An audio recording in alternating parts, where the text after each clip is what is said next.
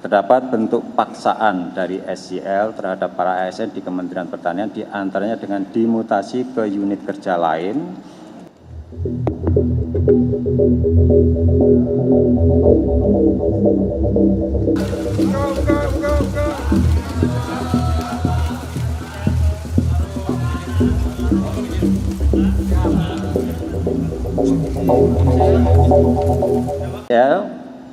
Menjabat Menteri Pertanian RI untuk periode 2019 sampai dengan 2024 di Kementerian Pertanian Republik Indonesia. Selanjutnya dalam periode kepemimpinan SYL selaku Menteri Pertanian, KS diangkat dan dilantik selaku Sekretaris Jenderal Kementerian Pertanian, dan MH juga diangkat dan dilantik selaku Direktur Alat dan Mesin pada Direktorat Jenderal Prasarana dan Sarana Pertanian Kementerian Pertanian.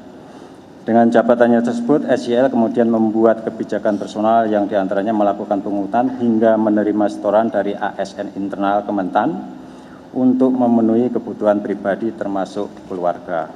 Intinya, kurun waktu kebijakan SYL untuk memungut hingga menerima setoran tersebut berlangsung dari tahun 2020 sampai dengan tahun 2023.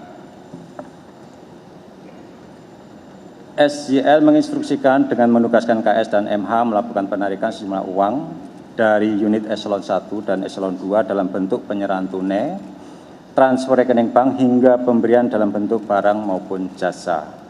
Terdapat bentuk paksaan dari SYL terhadap para ASN di Kementerian Pertanian, diantaranya dengan dimutasi ke unit kerja lain hingga dialihkan status jabatannya menjadi fungsional.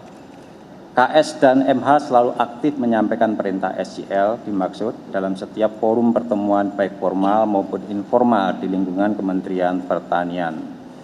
Terkait sumber uang yang digunakan diantaranya berasal dari realisasi anggaran Kementerian Pertanian yang sudah di markup, termasuk permintaan uang dari para vendor yang mendapatkan proyek di Kementerian Pertanian.